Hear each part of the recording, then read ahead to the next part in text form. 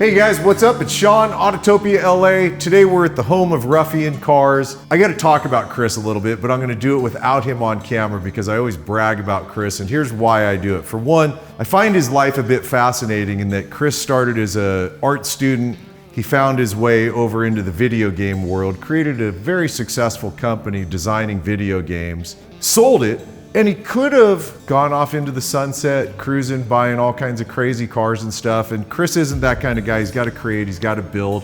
So he assembled a team here. We shot the first two Ruffian Cars before there was a team, when it was Chris doing his thing on his own with a little bit of help from friends. We're about to get into the third, and then there will be a fourth car we're going to show you soon. The two newest Ruffian Cars that made their debut at SEMA 2023. In my opinion, Chris Ashton and his crew here at Ruffian Cars is literally the build team to watch out for. So now that I've said all that stuff, and Chris is probably embarrassed over here in the corner, I'm going to bring Chris Ashton in. Hi, man. You're getting a lot of attention. I mean, and when I say you, I'm referring to Ruffian, you know, so I know it's you and a team of guys doing this. I saw the crowd of people constantly at SEMA, and I love how you've kept this newcomer kind of mindset. Like, you're not the cool builder standing over there going, well, now that you've told me what you think about me and how great I am, let me tell you how great I am. Yeah, you know? No, I mean, we're still finding our way through this stuff. You know? Yeah. I mean, you've definitely leveled up in a major way by bringing in a team of guys that are obviously highly skilled at what they do. I was a game designer, so trying to come up with like cool game ideas, right? But I would start to lean on the team more and more and more, other people's ideas. I knew coming into this that like, if I could find the right people, it would make the cars better. What really motivated me was just creatively, like, where can we go if we have more heads on the problem? Yep. I started this car when I was still solo. This is something I've never done before, and the whole thing was to build a big track car. I had my Mustang, which was really built for autocrossing. If you build a car for autocrossing, it's made for low speed, not necessarily high speed, and there's a big difference in the setup and everything. I built my 70 Mustang, and then I built my GT40, and those were like my two dream cars. If I could build anything, what would I build? And I did that, right? So then I was like, you know what? My dad's such a big fan and always a part of my life, and part of the reason I got into cars to begin with. I was like, Dad, what would you build? And he was like, oh, I really like Galaxies, and I had never even thought of Galaxies. Like, I grew up loving muscle cars. It's a huge car. Yes. With my Mustang, I could buy, for Street or Track, for example, is a company that produces bolt-on suspension bits. Yeah. Nobody makes bolt-on go-fast parts for a Galaxie. So that was a problem, was how do we get the Galaxie to be fast on a racetrack sense? Right. Also about the same time, YouTube starts to become a big thing, and I start watching Goodwood videos. These 63 Galaxies on the track in Europe. Racing with little Ford Cortinas and little Jaguars and stuff, and it's like, here's this big giant American car, big battleship out there with these tiny little European cars, right? Totally. It's got a V8 and they have like inline fours and stuff, and so the crazy difference in the sound. And I just thought that was the coolest thing ever. Like, I've never seen this thing's 17 and a half feet long. Is it really? Yeah. I've never seen like a car like that dance on the racetrack and go sideways and be competitive. You know? That was like, okay, this is what I'm gonna do. I'm gonna make a big track 64 Galaxie.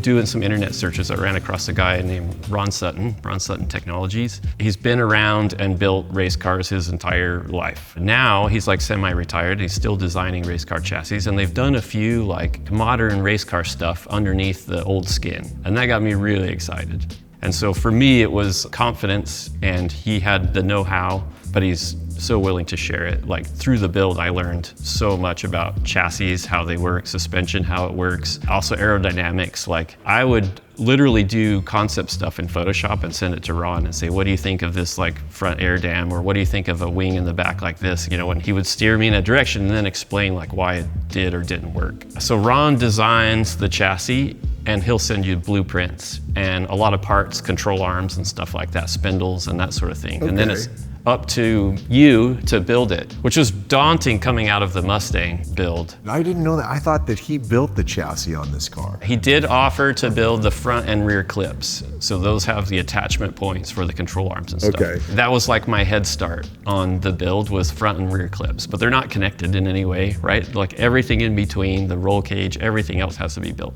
So I bought the car. It was a streetable car. I thought I would drive it for maybe a year or two just because it looked cool. I think the second time I drove it to like Home Depot, the transmission overheated and it blew a smoke screen, you know, for a mile behind the car was all this blue smoke and stuff. So I parked it. So then I started the shop. By the time I hired on the crew, I had the front clip and the rear clip on this big fab table, and then I hired the team. So they were on really from the beginning, but not from conception, you know. Got it, yeah. Yeah. All the floors, firewall, trunk, all that stuff is taken out of the car, and then it's just the body that gets lifted and then wrapped around this race car chassis. So this has a Watts link in it, but the upper link, instead of being a solid arm, it's actually two opposed shocks in kind of a V.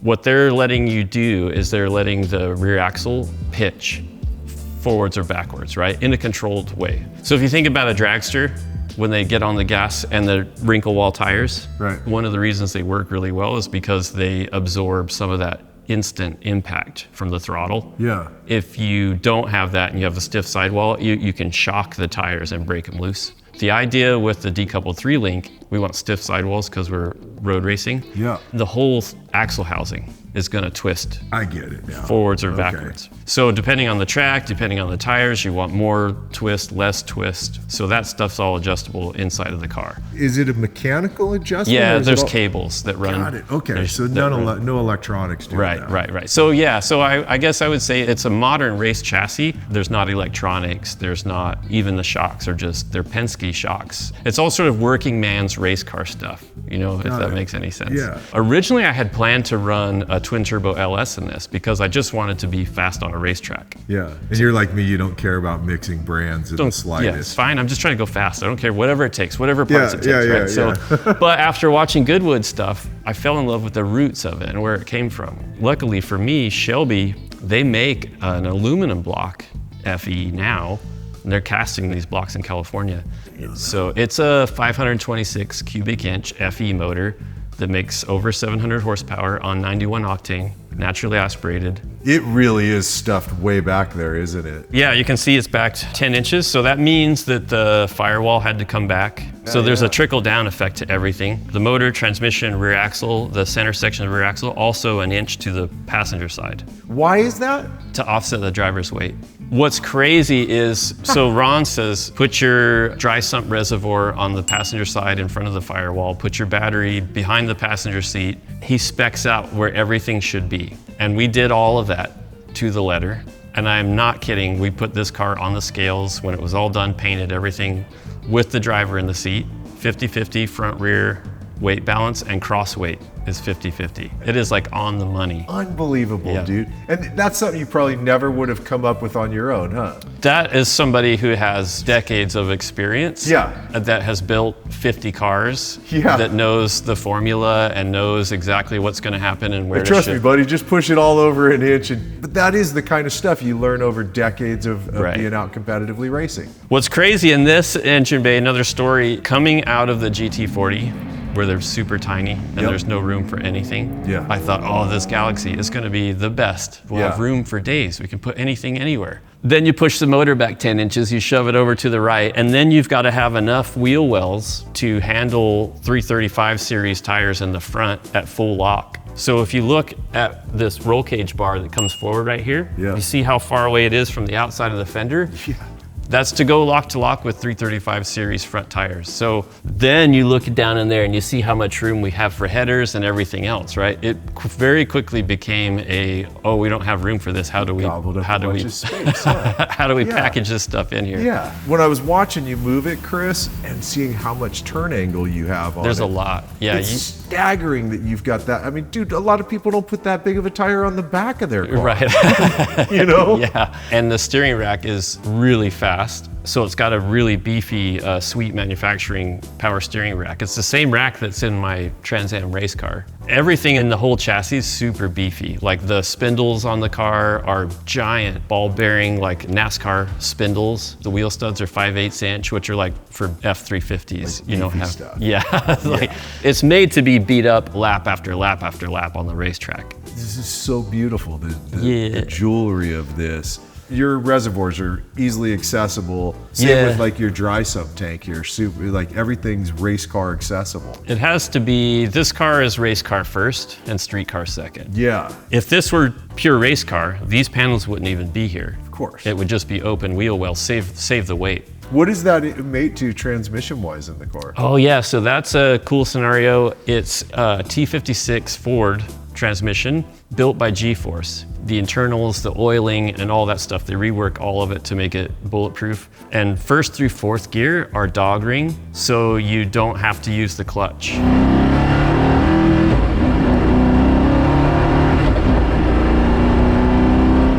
Higher RPMs, you just hesitate on the throttle a little bit and bang, it goes to the next gear. Yeah, super mild, super fast. It's taken me a while to get used to it, to get as fast as you can get. Because basically, if you let off the gas and wait for it to go into the gear, you could have already been back on the gas. I've been in dogbox cars and you have to commit. Everything in your head tells you this isn't right shifting without clutching. Right.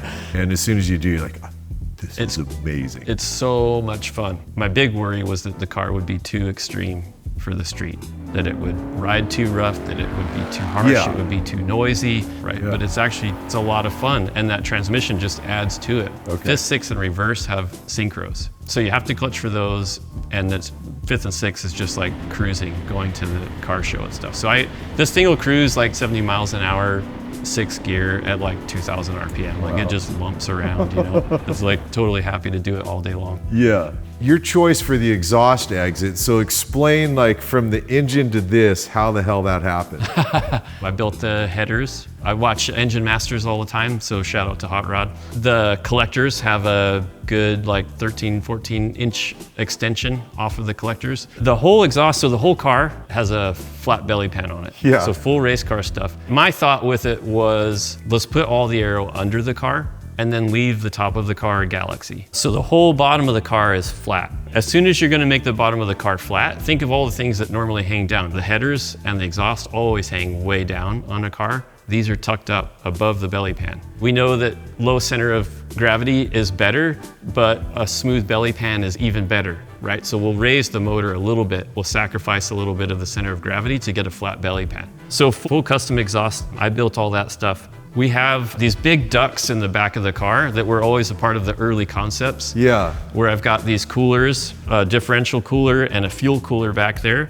And then also the outside ducts are for the turbulence in the wheel wells. So we have all these ducts, we have the decoupled 3-link, we have roll cage back there. The fuel cell's pushed as far forward as possible for weight. You're not getting the exhaust all the way back here. There's no way.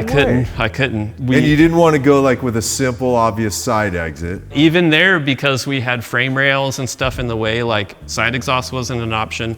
I wanted to do a blown diffuser, go full race car. Love the diffuser on it, by the way. We couldn't get the exhaust down without hugging the fuel cell. But if you hug the fuel cell, you're gonna heat soak the fuel in the tank. And especially with a carburetor, that's a bad day. Yeah. So we were trying to figure out where to go with it, and I was like, what if we just stop here? There's this enormous trunk asking for something, like give me something to look at. And I was like, what if we just stop here and pop them through? These are a 3D scan, this shape, built these in the computer, and then these are 3D printed and anodized aluminum. And they have holes through them and divots. The whole thing is to be a heat sink to kind of take heat off of the paint. We were talking about it earlier, bro, is how willing you are to go completely and totally outside the box, take the box and kick it across the room like you don't even need the box around. You want to be able to go out and pound this thing on the track, but you also want to street drive it. So there's got to be some thought to this so you don't get ridiculous heat into the cabin. You don't get all kinds of droney sound in the cabin, you know. While we're back here, since you talked about it, can we pop the trunk? I mean, again, dude, just wild. So explain the ducting you're talking about. Is it what's covered up by all the panels here? Right. When we get the car up on the lift, we can show you the belly pan, and there's NACA ducts in the center section, and that's to provide some fresh air to go around the exhaust and the transmission, because the exhaust is hugging the transmission, which is not great for heat. And you can see the tunnel where the drive shaft's coming through. Air comes in there, cool air, goes around the exhaust. Air comes in sort of between here, and then we're gonna blow through these coolers. And so these are warm, right? And they're blowing hot air out of it. And so we don't wanna blow that right into the trunk. and then heat soak the fuel again. So we close it off in here, we open it up back here, and the hot air blows out the back of the car instead of out into the engine bay. The center duct here is for the differential cooler and the fuel cooler, and then the side ones are opened into the wheel tubs that you can see there, just to ventilate the turbulence. Wow, those wheel tubs are massive, huh? They're huge. Again, 335 tires, but also they have to be tucked under the body because of the body style of the car, and we don't have a wide fender flare on there, so. Having that big of a tire up front, is that like torturous on the steering rack? It probably is pretty tough on it, but it's a big rack. And honestly, it's made to do that with slicks on it, on a sticky track, right? So on the street, it's no issue. Right. All the holes in here, is this for weight, looks, or both? Both. We knew that the back of the car looked so crazy that we were gonna open this up, and we felt like we should dress it up a little bit. So Tom spent, I don't know how long. Tom is an artist. He worked for me when I was running the computer game company, and he did some concept work and stuff as well. So anytime you put Tom on a job, you know that it's gonna be done with an artistic eye. Especially you get something like this, right?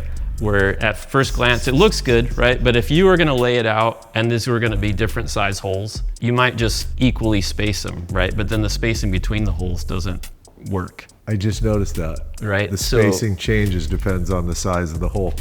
Holy shit. It's just one of those things where it's a lot of time and a lot of detail and a nice eye for that kind of thing. And then the paint guys were like, really? Because now you've got to get paint to the underside of all of these holes, right? And it's not easy to do.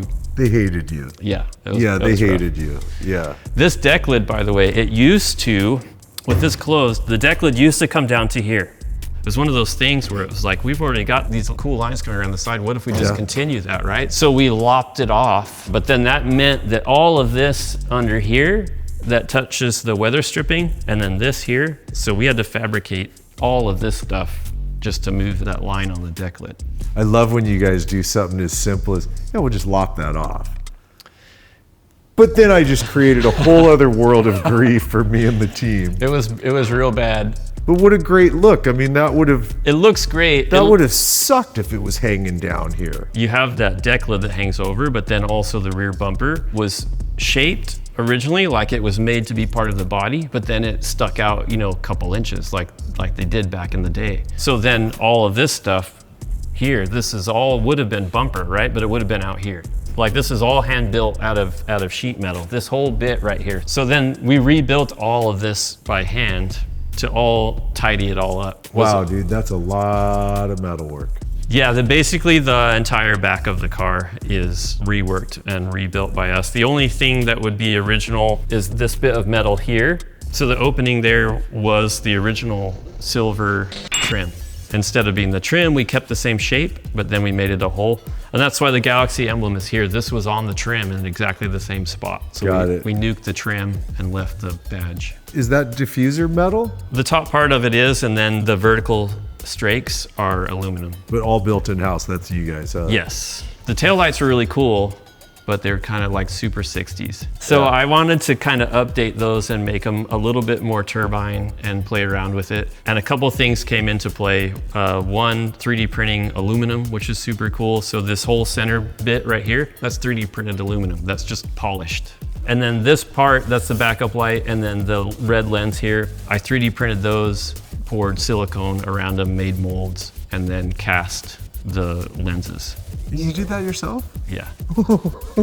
You're such a freak, dude. But it took me, see my wall of shame over there? Oh yeah. The ones with the blue silicone still stuck to it, that's not enough mold release. The one right to the right of it, not a preheated mold. Then the resin pulls away from the mold before it cures. A lot of versions and a lot of time and a lot of getting things wrong and learning what not to do until eventually you get to the point where you figure out what to do.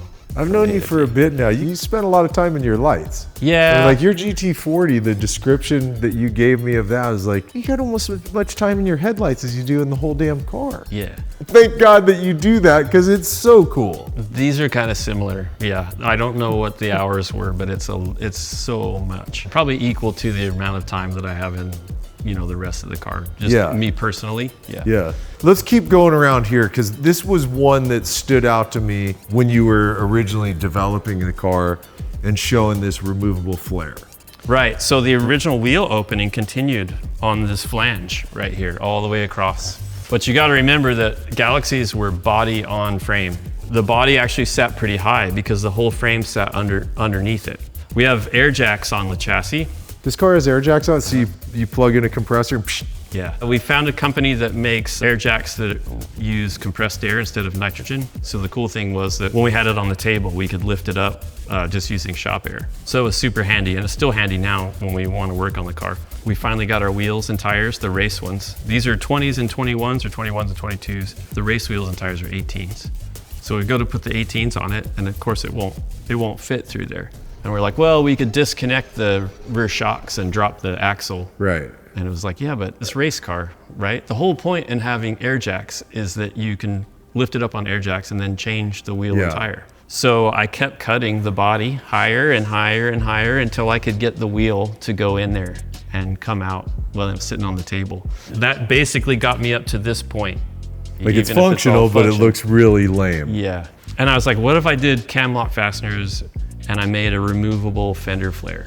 And that just gave me that little bit of extra 2.5 inches or something to drop over the tire just to make it look a little more similar to the original. So something else you'll notice too is like the camo paint carries through everything. If you open a door, it's inside of the rockers. Oh, sure it is. It wraps around everywhere, so it's continuous. And that was one of the things that I actually laid out all of the stripes and cut all of these out, this whole pattern out by hand, and laid that all out and helped them mask and everything for it. So we even have, like on the hood, we have those hood vents are removable, and we have blank plates that go in there for high speed, makes it more slippery. And those are paint matched as well. And the front, this is all original chrome trim, grille, all that kind of stuff. Feel like a car's personality really comes through in the front and the interior. So you see we have the original dash in there, we have the original grille, the 4 headlights. In this instance, the inside headlights are yellow fog lights instead because we don't need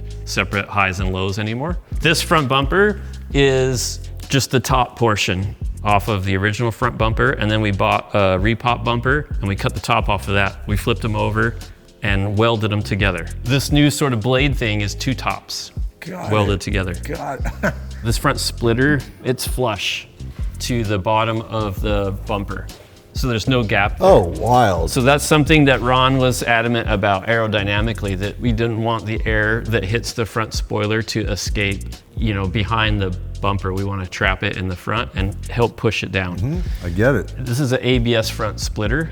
So on a racetrack, this would hit the ground under full braking. So it would wear out over time. So then these supports, they allow it to flex up, but they don't allow it to go down. The air is going to hit here. What's this made out of? This is ABS, this is steel. Got it. So under full braking, where the bump stops are set on the shocks to let the front drop down 4 inches, and for this to touch the ground. And that's what you want. You want to block the air off from under the car if possible. And that's your race setup, is with the 18s on here. Yes.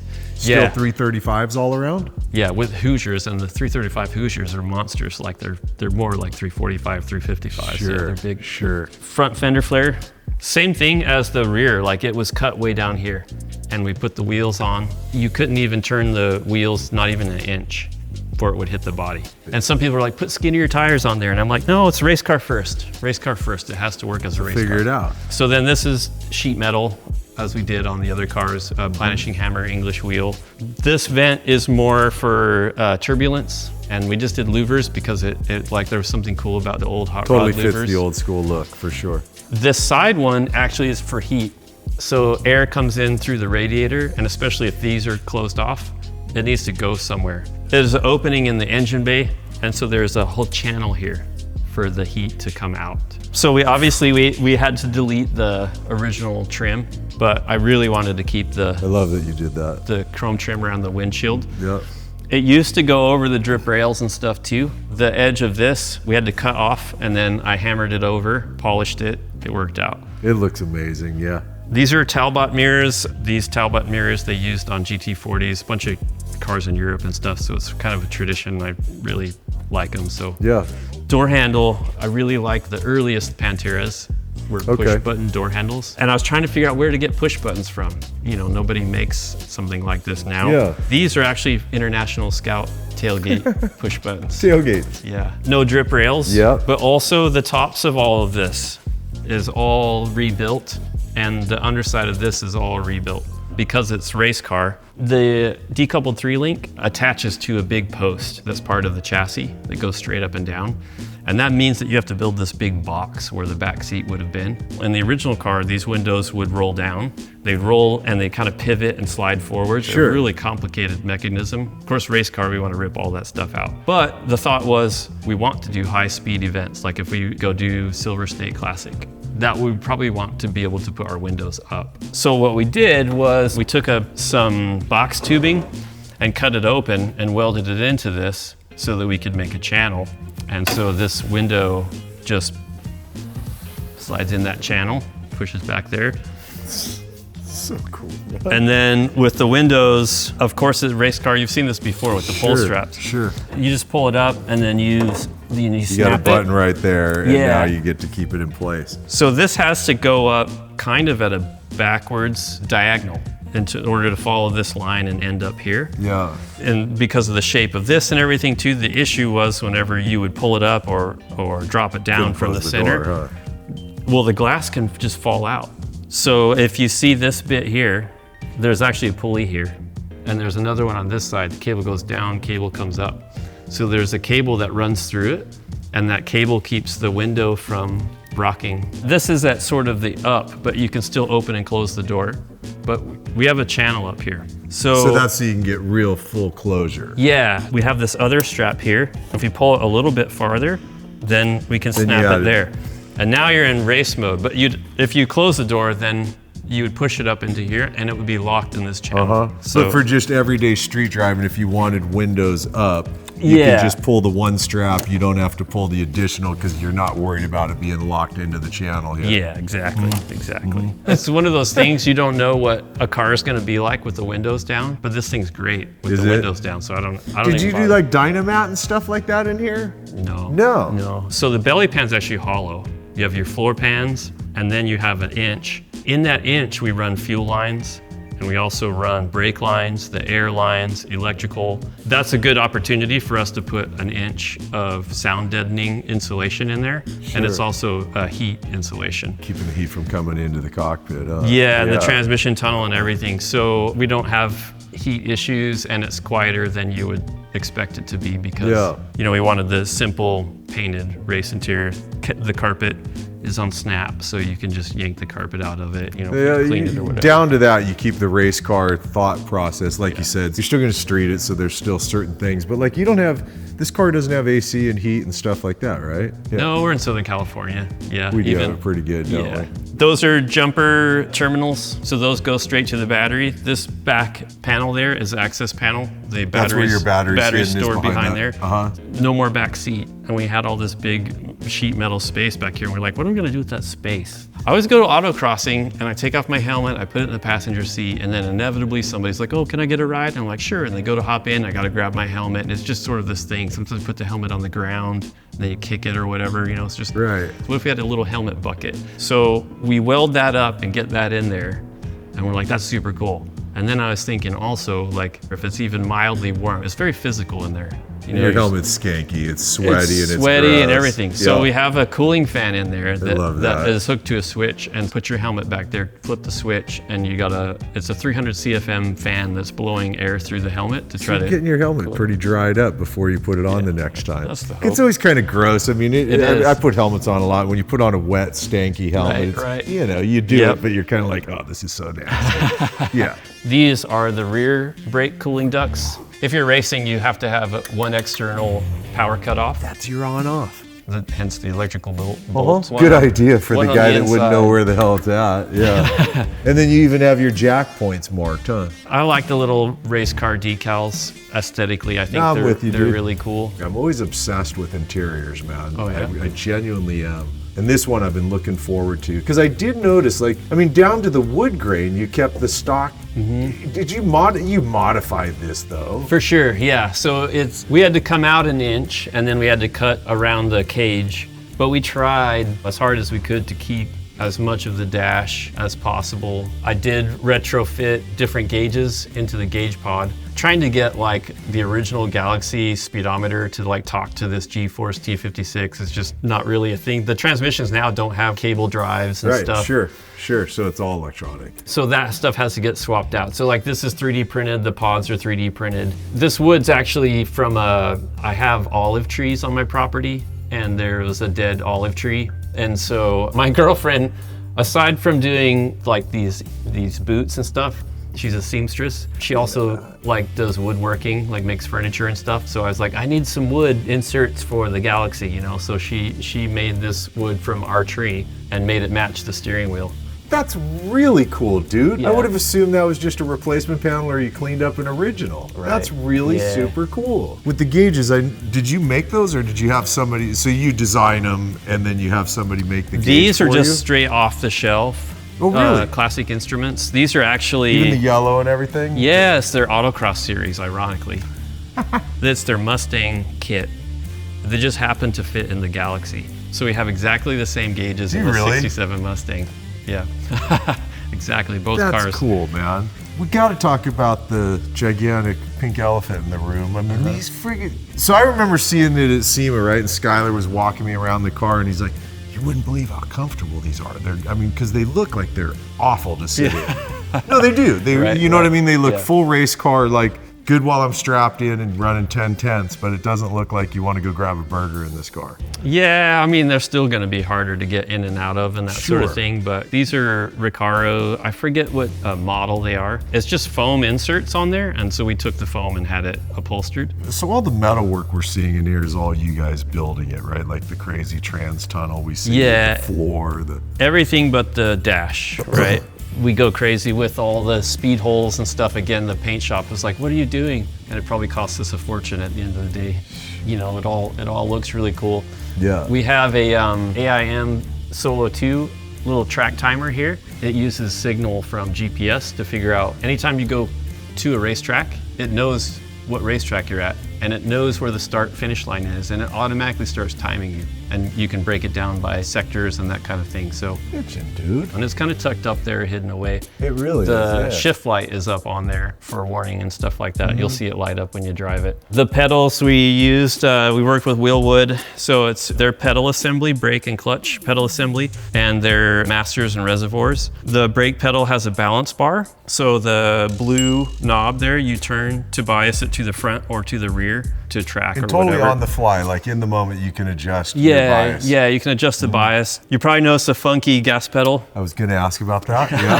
Yep. There's a mechanical rod that's going to the carburetor. It's not a cable. If the throttle return spring breaks, if you get dirt in the carburetor and the butterflies or whatever, you can just lift your foot and pull the pedal up with your toe and close the throttle. This is familiar to me from the 70 Mustang. From the a little Mustang. prettier, but at the same time, very race car, your whole switch panel here. Yeah, and the issue is, in my Mustang, it was done that way because that's the way they did it in Trans Am racing. In the Galaxie, it's because the firewall's pushed back 10 inches, which means the seat's back 10 inches, but the dash stayed almost exactly the same place. When you're buckled in, you can't reach anything on the dash. You can't even come close. I get it. I so can totally see no that. headlight switches, no turn signals, nothing. You can't hit anything up there. So then you make a box here right next to the seat, and now you can hit everything. So, and then the key and the ignition there, that's our Ruffian key. So we worked with a company called FormaWorks. They have a line of super cool keys. So if you have like a Mustang or something and you want a really cool key, you can buy one of their off the shelves and get it cut to match your car. But one of the things they also offer is getting your own key custom built. I've been waiting to see this in person because I've seen the pictures of it. This is a key that we made with them, and so I was back and forth. They would do some concepts, I would do paint overs, I'd send it back. What's this material, this clearish, orangish material? That's called Ultim. So that's the same as what you have on your ITBs on that car? Right. Yeah. Oh, dude, that's so cool. You know, I was using the off-the-shelf ignition keys for my builds, for my Mustang. What you can buy out there, just off-the-shelf, aftermarket, like hot rod ignition systems, they're really bad. We found an ignition key in some stuff I bought from a sale This dude was selling all of his stuff right from his garage. In his collection of stuff was an ignition key that was just like super like snick, felt really nice. And we were like, what is this? You wouldn't believe. It's a Chevy Love or a Suzu pickup truck, like from 1972, I think, ignition switch. They're still making them. So we order a bunch of those, and that's what's in here. So that was part of it, was getting the ignition, the mechanism to be really reliable, to feel good when you turn it, feel quality instead of cheap. And then the other part of that was what you put in your hand, what you take home at night. Like, it's gotta be cool. I mean, dude, that's just pure cool. And I mean, I like how it matches your shifter. Is the ball, is that, I can't remember if it's wood or is it a composite? It's a composite. It's a carbon fiber where they do alternating resins. So different colored resins in the layers of carbon, and then you can machine it and polish it and stuff. The e-brake handle and the shifter are those, and I have my friend Jake, who's a knife maker. I sent him the designs, and then he makes this stuff and sends it back to me. Yeah. This car has huge stop tech calipers front and rear, but Willwood e-brakes. Got it. It's funny as we're going through this car, I mean, I realized it probably 4 hours ago. This is like the swan song to me. This is the... We joke it's our flagship, right? Because the camo paint is based off of a battleship, but we really needed a car out there that grabbed people's attention and spoke to people, and maybe the camo's not your cup of tea, maybe a full race car's not your cup of tea, but it's cool to look at a car show, you know, and gets noticed, and that's really the point of it. Yeah. Well, we'll throw cameras in, we'll go drive, we'll talk some more. I mean, I'm so excited about this. So for any of you that are interested, which is probably a lot of you as far as the details goes, Chris goes to extreme lengths like he does with everything else to produce these wonderful build books. This is the Galaxie, the 67 FIA Mustang that we'll be shooting soon. Here's the GT40. But these are like high quality, beautiful magazines. So if you're interested, all you gotta do is go over to ruffiancars.com, and the books are there for you to pick up, and it's just fascinating the level of detail that he goes to show you step by step how they built these cars.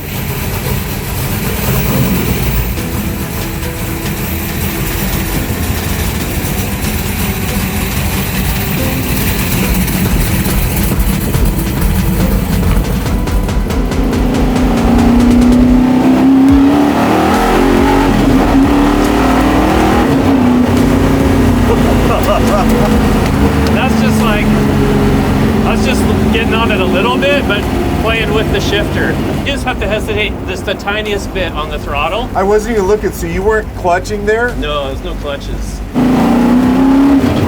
Oh yeah, that's why it's such an intense shift over here. Yeah.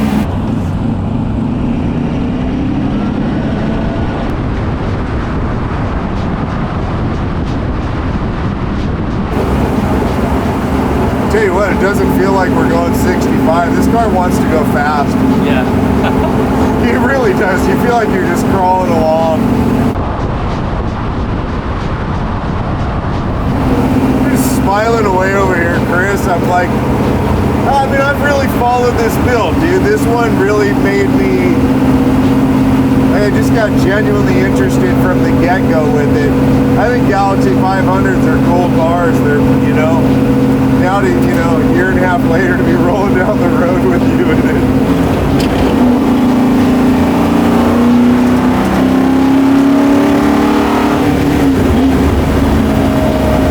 Okay, so if you rev match going up, then it's super clean, right? Yeah. It's really wild how this car moves, and really watching how you almost don't turn the steering wheel to turn this car.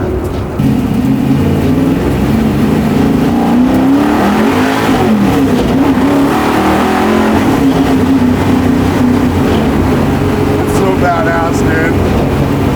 You got a little spin in first gear, didn't you? Yeah. What are you geared at in your rear end? 389 to 1.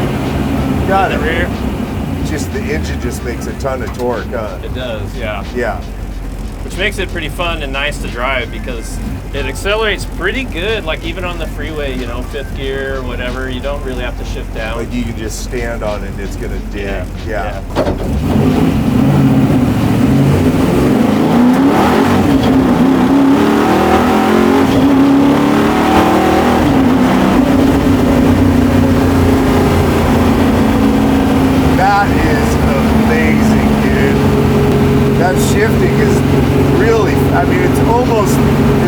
as fast as a sequential shift. Yeah, if you can move your foot faster, it would shift faster. Yeah. It's just a matter of like training your body to do it. So if you don't lift off, it's not going to want to let go of that gear, right? Yeah, it won't. The model with, you know, what you've started with Ruffian, the Mustang, this car, like this car, if somebody wanted to buy it, are you selling this or no? You got to realize there's 7,000 hours. If the shop makes $100 an hour, that's 700 grand before there's a car. That's just labor. I mean, I got to guess if somebody wanted to buy this car, you need $1 million or more. Yeah.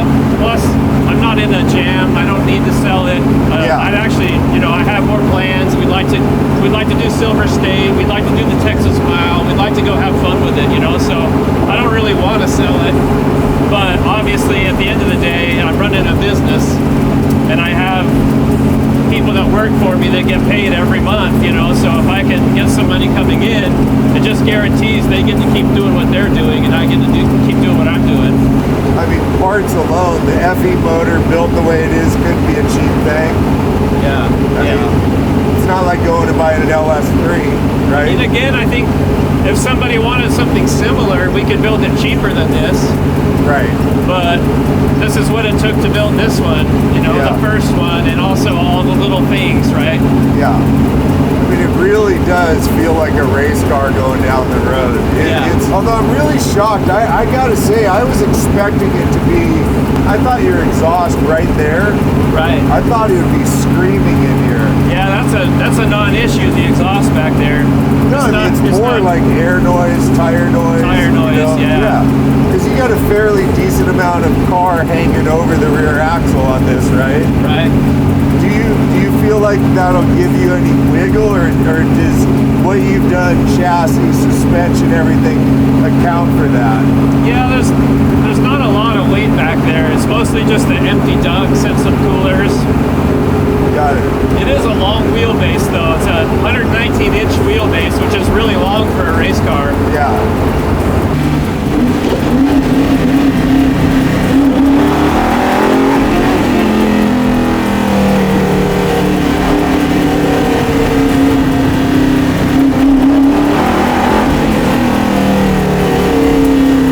It's really good, man.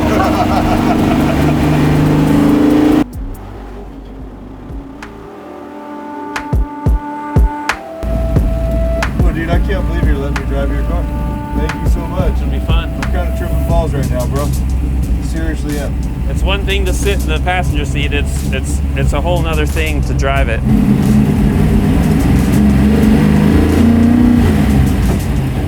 Come on. This thing doesn't weigh 4,000 pounds. Dude. I mean, it's crazy. It does not feel like a 4,000 pound car though. Not at all.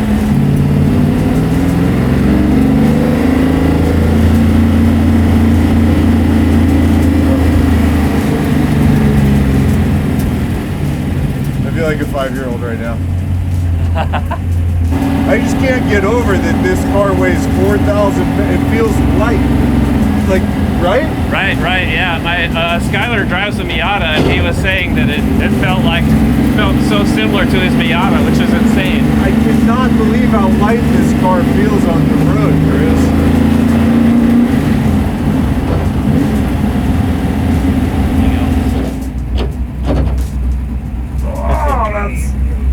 I don't know what it is about that that's so satisfying, Chris.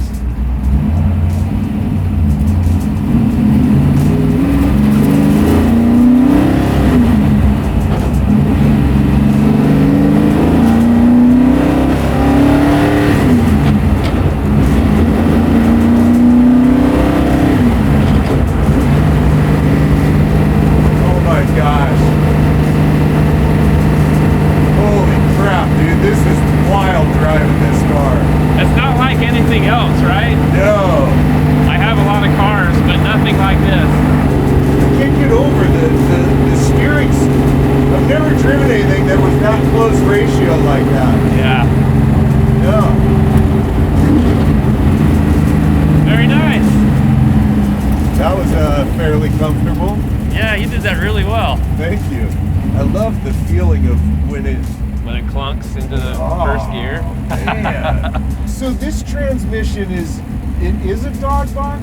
The first 4 gears are dog box. Yeah. But it's a modern transmission? Right. Yeah, so they take a T56, they just blow it all apart, and then they rework all the internals. And they basically turn it into part race transmission, part street transmission for me. So the street part of the transmission's 5th and 6th, giving it synchros? Yeah. But 1 through 4 is as it would be in a traditional dog box transmission. Yeah, and I've had a Jericho before, but this is nicer. Like it being able to relax in neutral for a second, pause, and go into the next gear. And how it just falls in. It just falls in, like a higher quality version, you know what I mean? Like a more modern, nicer, newer version. So I gotta give it to G-Force. Those guys really put together a nice transmission. Yeah. By the way, I just remembered, you're gonna drive for the flyby shot. Okay.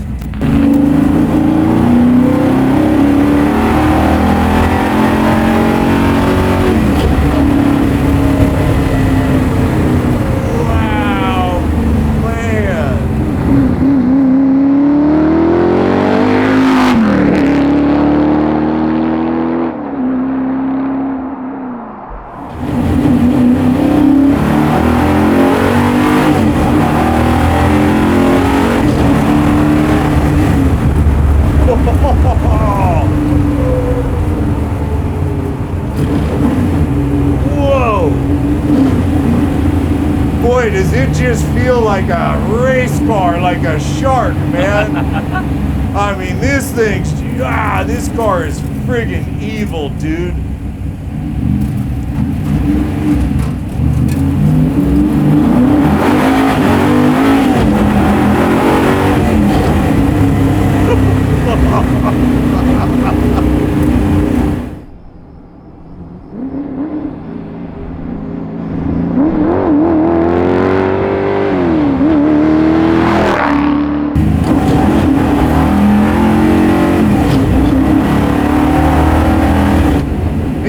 From the passenger seat, Chris, when you were picking up some pace through the sweeping turn there, right? Nothing on this side made me like, oh God, back off, it's uncomfortable. Right. It just feels so race car, man. Yeah, very, very planted.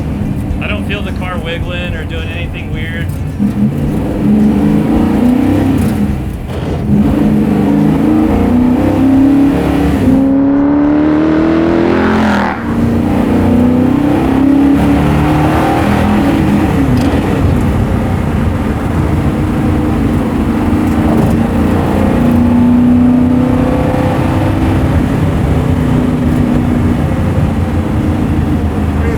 Often you roll up in a car like this behind a Bugatti. Come on. Well, look at the wings on the back of that thing. Nuts. Just so you guys know what I'm talking about, our friend Noah Nono's out here shooting with other friends of ours, blazing rods. What they're shooting is the Bugatti in front of us. Nuts. There's a better spot up ahead here, bro. Copy. Jeez, the way this car moves.